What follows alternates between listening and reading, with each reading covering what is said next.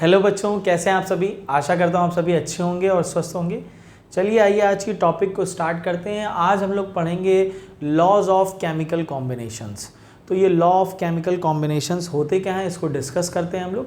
तो बिल्कुल सिंपल है ये। इसमें से कुछ लॉज तो आप क्लास 9th में भी पढ़ करके आए हुए हो, तो आपके लिए बहुत ईजी वे में होने वाला है। और ईजी वे में 9th की बेसिक बातों के साथ हम कुछ एडवांस बातों को भी यहाँ पर स्टडी करेंगे, जो कि बहुत ही इजी रहने वाली है आपके लिए, ठीक ना। तो बहुत ही ज़्यादा ये इम्पॉर्टेंट टॉपिक है, बेसिक टॉपिक है, आप जानते हो, बस थोड़ा सा और जानना है इसके बारे में। चलिए क्या कह रहा है यहाँ पे, इसको देख लेते हैं।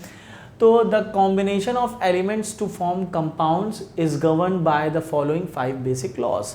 अगर हम किसी एलिमेंट से कुछ कंपाउंड्स बनाते हैं, कुछ एलिमेंट से कुछ कंपाउंड बनते हैं, तो वो कुछ लॉज पर डिपेंड करते हैं, जो कि 5 तरीके के होते हैं, ठीक ना। वो कौन कौन से लॉ होते हैं? सबसे पहले आपको यहाँ पे कह रहा है law of conservation of mass, 9th में पढ़े हुए हो इसको। दूसरा है लॉ ऑफ डेफिनेट प्रपोर्शन, या इसी को हम लोग कांस्टेंट प्रपोर्शन भी कहते हैं, ये भी आप 9th में पढ़े हो। तो 2 लॉ तो ऐसे हो गए जो आप 9th में पढ़े हुए हो, ठीक ना। तीसरा लॉ है लॉ ऑफ मल्टीपल प्रपोर्शन, ठीक ना। इसके बाद चौथा लॉ है लॉ ऑफ गैसियस वॉल्यूम, जिसे हम गेलुसैक लॉ भी कहते हैं। और पांचवा लॉ है एवोगैड्रोज लॉ, ये 5वां लॉ हो गया। तो चलिए सबसे पहले लॉ की शुरुआत करते हैं। पहला लॉ है हमारा law of conservation of mass, जिसको दिया था एंटोइन लेवोइजिए ने, ठीक। चलिए, this law was established by a French chemist Antoine Lavoisier. According to him, ध्यान दीजिएगा बच्चों, अब ये क्या कहने जा रहा है। In all physical and chemical changes, the total mass of reactants is equal to that of the product, या हम कह सकते हैं matter can neither be created nor be destroyed in a chemical reaction। अब इसको समझिएगा बच्चों, अगर कोई फिजिकल चेंज हो या केमिकल चेंज हो, समझना बच्चों, कोई फिजिकल चेंज हो रहा है या केमिकल चेंज हो रहा है, समझिए। ये पहले तो एक जनरल इक्वेशन से समझते हैं, फिर उसको डिटेल में हम लोग पढ़ेंगे। जैसे मान लीजिए हम लोग, अगर हम मान लीजिए हमारे पास A नाम का कोई सब्सटेंस है और ये B नाम के सब्सटेंस में कन्वर्ट हो जा रहा है, चेंज हो जा रहा है, या कन्वर्ट आप कह लीजिए। A नाम का सब्सटेंस B नाम के सब्सटेंस में कन्वर्ट हो रहा है, या चेंज हो रहा है, या बना रहा है। तो ये हो गया हमारा रिएक्टेंट, ये हो गया हमारा प्रोडक्ट, एज्यूम कर लीजिए अभी, ठीक ना। तो जो मास इसका था, जैसे मान लीजिए इसका मास x ग्राम है, वही मास इसका भी रहेगा, वही मास इसका भी रहेगा। मास में कोई चेंज नहीं होगा, इसलिए कहा जाता है मास कैन नाइदर बी क्रिएटेड, ना तो बन सकते हैं और ना ही नष्ट हो सकते हैं और ना ही ख़त्म हो सकते हैं, क्रिएटेड नॉट डिस्ट्रॉयड, ठीक ना।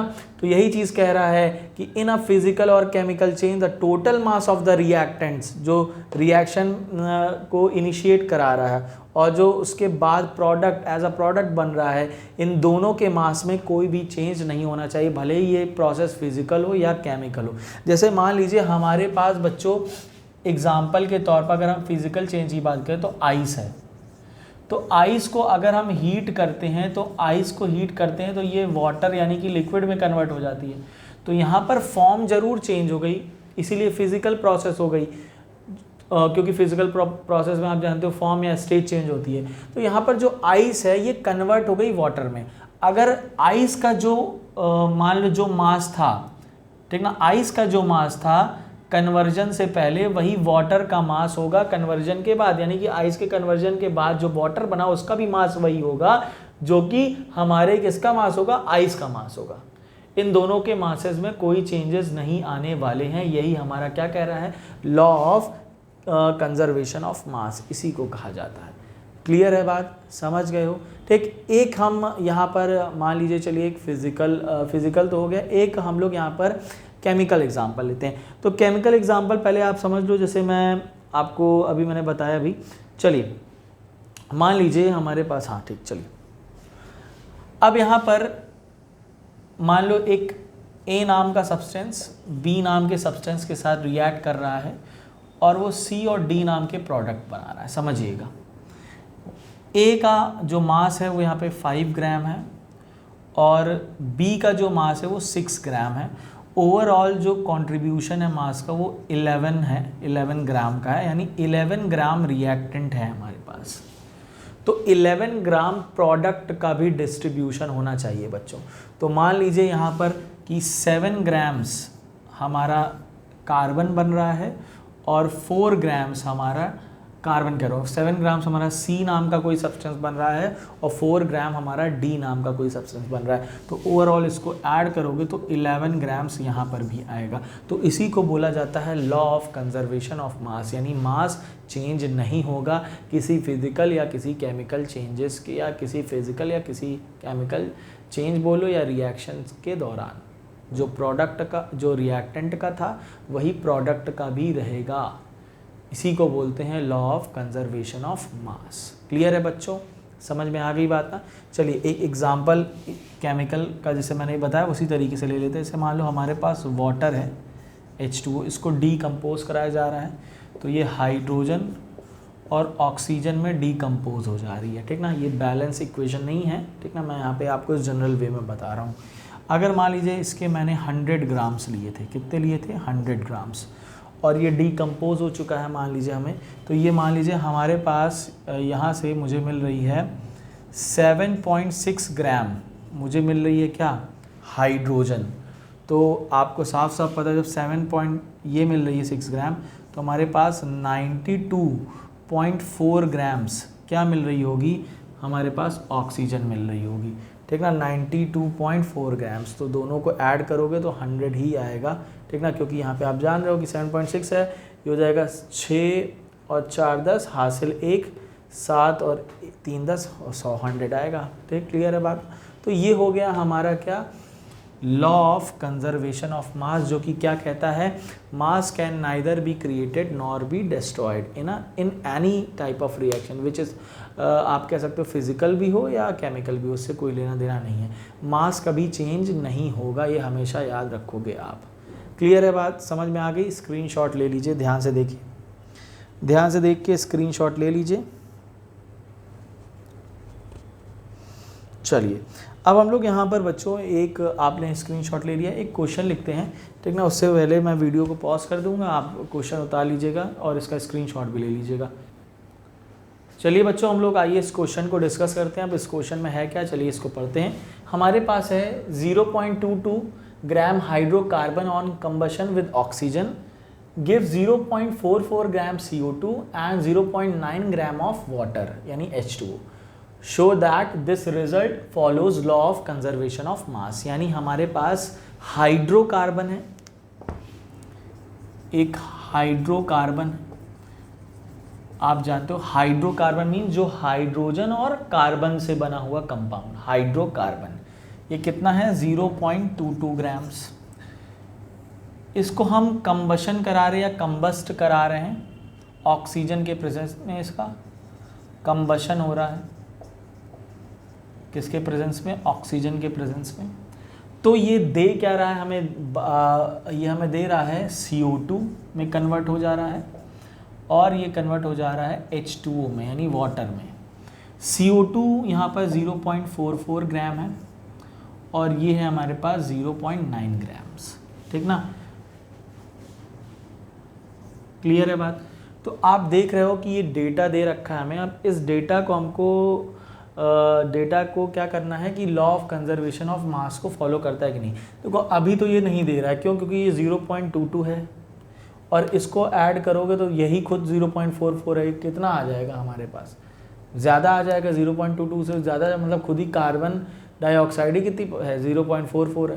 तो अभी ये कुछ मज़ा नहीं है, मतलब इक्वेशन उस तरीके की नहीं है जैसा होनी चाहिए। तो ये डेटा की मदद से हम कैसे रिजल्ट तक पहुँचते हैं आइए देखते हैं। सबसे पहले हम यहाँ हाइड्रोकार्बन की बात करें तो हाइड्रोकार्बन में हाइड्रोजन भी है और कार्बन भी है।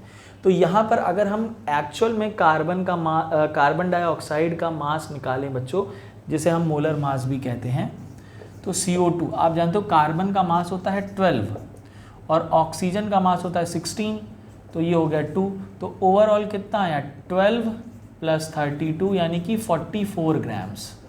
हमारे पास क्या है एक्चुअल में 44 ग्राम्स ऑफ CO2 का मोलर मास निकल के आता है।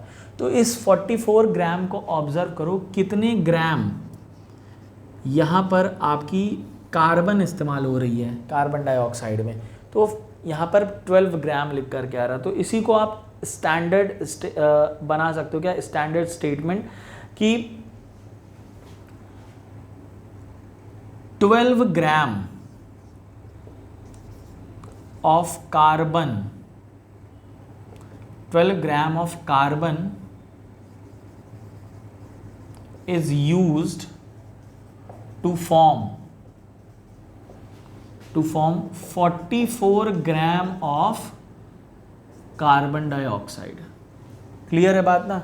12 ग्राम हम कार्बन का इस्तेमाल करके 44 ग्राम CO2 बना रहे हैं। तो भैया ये बताओ कि हम यहाँ क्या लिए हैं, यहाँ हाइड्रोकार्बन लिए हैं। तो हाइड्रोकार्बन में कार्बन के कितने ग्राम लेकर के हम 0.44 ग्राम ऑफ CO2 बना रहे होंगे। तो यही चीज़ हमें नहीं पता है, तो हमको इसको क्या मानना है, इन हाइड्रोकार्बन, ठीक ना। We take x gram of carbon in hydrocarbon, यानी हाइड्रोकार्बन में हम x ग्राम ऑफ कार्बन का इस्तेमाल कर रहे हैं। Carbon is used to form 0.44 gram of CO2, क्योंकि भाई हाइड्रोकार्बन ये पूरा दोनों हाइड्रोजन का भी एक कार्बन का भी पूरा कॉम्बिनेशन बता रहा है ये। अब हमें पता तो है नहीं कि हाइड्रोजन का कितना है कार्बन का कितना है, इसलिए हमने कार्बन को x मान लिया। ये स्टैंडर्ड फॉर्म था, इसी की मदद से हमने ये फॉर्म बनाई।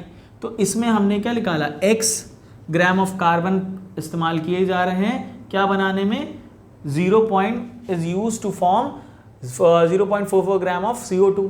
अब देखिए यहाँ से आपका एक यूनिटरी मेथड के जैसा कुछ इक्वेशन बन रहा है, एग्जैक्टली ये वही होता है। तो हम इसको सॉल्व करते हैं। तो x इज इक्वल टू क्या, आप क्रॉस मल्टीप्लाई कर लीजिए, इसका मल्टीप्लाई इधर और इसका मल्टीप्लाई इधर। तो ये हो जाएगा हमारे पास 12 इंटू 0.44 अपॉन में हो जाएगा आपका 44, क्योंकि x के साथ आएगा क्या 44 और इसके साथ उसका मल्टीप्लाई हो जाएगा। तो एग्जैक्टली हमारे पास यही कॉम्बिनेशन बनेगा।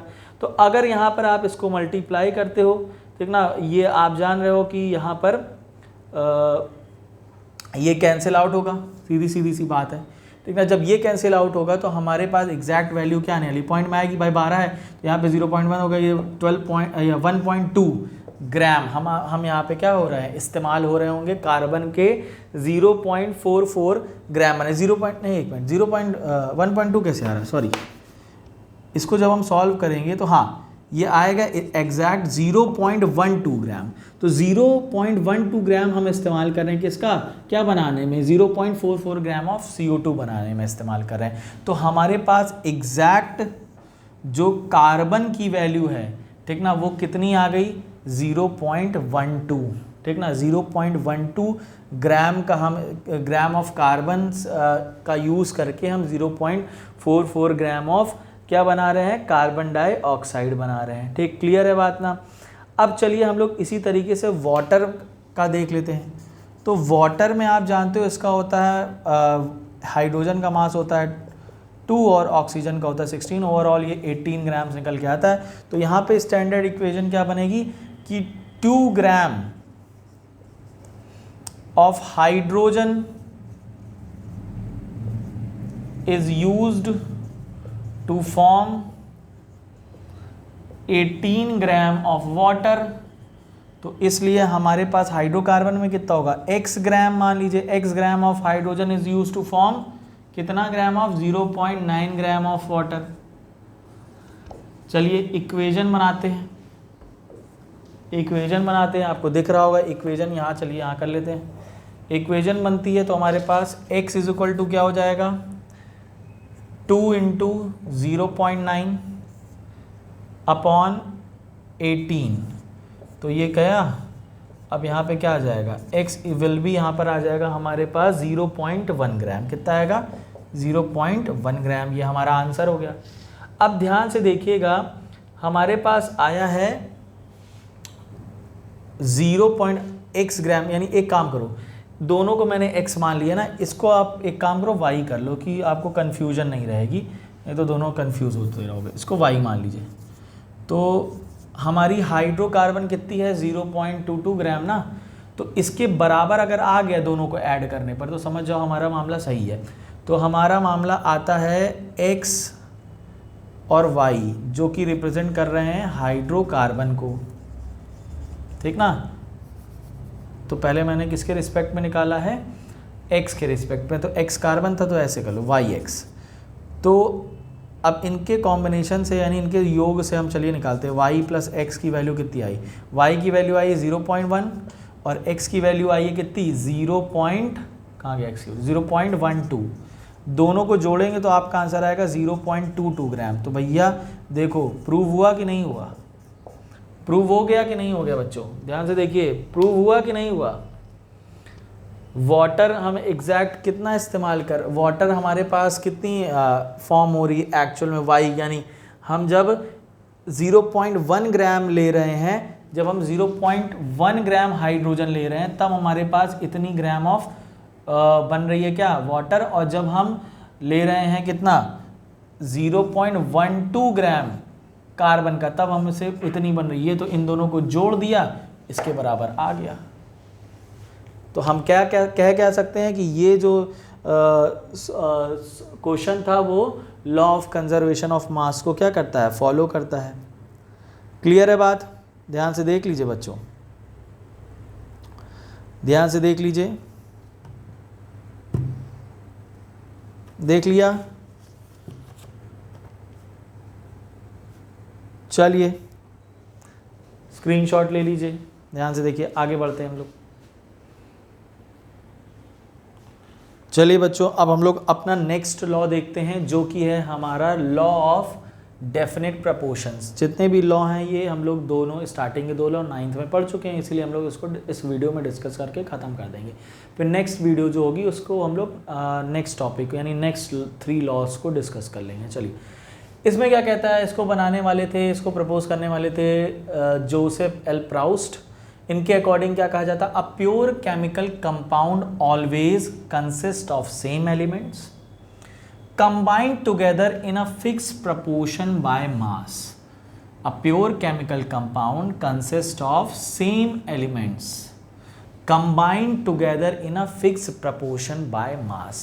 यानी दुनिया का अगर एक कोई मतलब दुनिया के किसी कोने में पाने वाला एक कंपाउंड जो है वो अगर अच्छा इसको ऐसे समझो, अगर कोई एक कंपाउंड है वो हर जगह हर जगह पाया जाता है, मतलब कि दुनिया के सभी कोनों में पाया जाता है, यानी हर शहर में पाया जाता है, वो है वाटर, ठीक ना। वाटर आपको देखते होगा किसी किसी शहर में बहुत ज़्यादा होता है, किसी किसी शहर में कम होता है। नहीं, दुनिया का कहीं का भी पानी ले लीजिए, किसी भी सोर्स का पानी ले लीजिए, उसका फॉर्मूला तो यही रहने वाला है ना बच्चों, H2O, कि इसके अलावा कुछ चेंज होता है, यही रहेगा। कहीं से भी पानी उठा लो, ठीक ना, किसी नदी का उठा लीजिए, किसी आप समुद्र से ले आइए, किसी कॉन्टिनेंट का ले आइए, ठीक ना। इतने हमारे पास जो कॉन्टिनेंट है उसमें से कहीं का भी पानी ले आइए, अमेरिका के ले आइए, ठीक ना, आप ऑस्ट्रेलिया का ले आइए, आप एशिया का ले आइए, कहीं का भी पानी ले आइए, उसका फॉर्मूला यही रहेगा कि नहीं रहेगा, बिल्कुल यही रहेगा। तो ये क्या है कि अ प्योर केमिकल कंपाउंड, एक ये प्योर केमिकल कंपाउंड हो गया, ठीक ना। Always consist of same elements, ये हमेशा सेम एलिमेंट्स यानी हाइड्रोजन और ऑक्सीजन के कॉम्बिनेशन से ही बनेगा। Combined together in a fix proportion by mass, तो ऐसे नहीं बन जाएगा हाइड्रोजन और ऑक्सीजन के कॉम्बिनेशन से, उसका प्रपोर्शन फिक्स्ड होना चाहिए, यानी फिक्स अमाउंट में हाइड्रोजन होना चाहिए, फिक्स अमाउंट में क्या होना चाहिए, ऑक्सीजन होना चाहिए, बाय मास इनका रेशियो फिक्स होना चाहिए। चलिए आइए चेक करते हैं, हाइड्रोजन का मास होता है 1, यहाँ पे 2 है तो 2 हो गया, ऑक्सीजन का कितना होता है 16, तो यानी 2:16 का रेशियो होना चाहिए। इसको सिंप्लीफाई कर सकते हैं आप, तो 2 1 2, 2 8 16, यानी 1:8 बाय मास, यानी कि अगर आप 1 gram of oxygen 1 gram of hydrogen से 1 ग्राम ऑफ हाइड्रोजन के साथ 8 ग्राम ऑफ ऑक्सीजन की रिएक्शन कराते हो तो आपको 9 ग्राम्स ऑफ वाटर मिलेंगे। और इसका प्रपोर्शन हमेशा क्या होता है, फिक्स होता है। अगर वाटर आपको चाहिए तो आपको इतना रेशियो लेना पड़ेगा। क्लियर है बात ना, ये प्रपोर्शन फिक्स्ड है, ये चेंज नहीं हो सकता। दुनिया का कोई कोने का पानी उठा के ले आओ। यही एग्जांपल मैंने यहाँ पर कुछ CO2 के साथ लिया हुआ। देखिए सबसे पहले हम कोक ले रहे हैं, यानी कार्बन का फॉर्म, इसकी रिएक्शन करा दी जा रही है ऑक्सीजन के साथ। किसके साथ कराई जा रही है? ऑक्सीजन के साथ। तो जब इसकी रिएक्शन ऑक्सीजन के साथ कराई जा रही है तो हमारे पास क्या फॉर्म हो रहा है? कार्बन डाइऑक्साइड फॉर्म हो रहा है। क्या फॉर्म हो रहा है? कार्बन डाइऑक्साइड फॉर्म हो रहा है, ठीक ना। दूसरी रिएक्शन में कैल्शियम कार्बोनेट है, इसका डीकम्पोजिशन हो रहा है, ठीक ना। डीकम्पोजिशन हो रहा है हमारा कैल्शियम ऑक्साइड और कार्बन डाइऑक्साइड में। तो यहाँ पर भी कार्बन, इस रिएक्शन से भी CO2 मिली, इस रिएक्शन से भी CO2 मिली, और यहाँ पर हम सोडियम कार्बोनेट यानी एक मेटल के कार्बोनेट की हम किसके साथ रिएक्शन करा रहे हैं?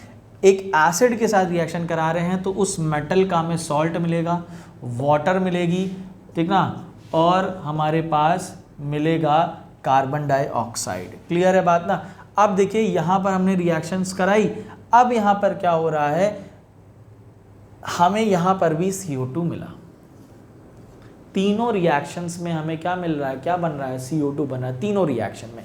चलिए अब यहाँ पे क्या लिखा है statement? In all three examples the ratio of carbon and oxygen in CO2 is 3:8। कैसे? CO2 है, कार्बन का मास 12 होता है, ऑक्सीजन का मास 16 होता है, तो 2 है 32, तो 12:32 आया। 4 से देखिए कट जाएगा, तो ये हो जाएगा 3 और ये हो जाएगा 8। तो कितना निकल के आया? 3:8 बाय मास। यानी कि दुनिया की कोई भी रिएक्शन से प्राप्त CO2 ले लीजिए, उसमें फिक्स्ड कॉम्पोजिशन होगी आपके कार्बन और ऑक्सीजन की, जो रहने वाली है 3:8। इसी तरीके से दुनिया के कोई भी आप कंपाउंड ले सकते हो, वहाँ पर आपका जो रेशियो रहेगा बाय मास वो फिक्स रहने वाला है। इसी को बोलते हैं डेफिनेट प्रपोर्शन या कांस्टेंट प्रपोर्शन। कांस्टेंट है चीज़ें, ठीक ना, डेफिनेट है, इसके अलावा इधर उधर करोगे तो कुछ और बन जाएगा। समझ रहे हो ना बात को मेरी? चलिए क्लियर है बात। चलिए तो यहाँ पर हमारा ये चीज़ें ख़त्म होती हैं। अगर एक चीज़ और देखिए, अगर हमारे पास देखो इसी से रिलेटेड एक बता दे, तो जैसे H2O था तो हाइड्रोजन और ऑक्सीजन मिली, वाटर बना दी। हाइड्रोजन और ऑक्सीजन मिल करके H2O2 भी बनाती है, यानी हाइड्रोजन पर ऑक्साइड बनाती है। तो देखो ये और ये कैसे अलग होंगे? इनके डेफिनेट जो प्रपोर्शंस है उसकी वजह से अलग होंगे। कैसे?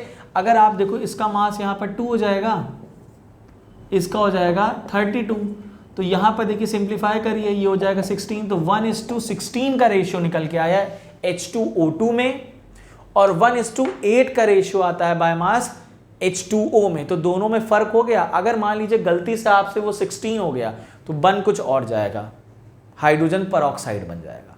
क्लियर है बात ना। तो यही जो अंतर होते हैं वही हमको देखना होता है, और यही डेफिनेट प्रपोर्शंस में यही सारी बातें हमको बताई जाती हैं।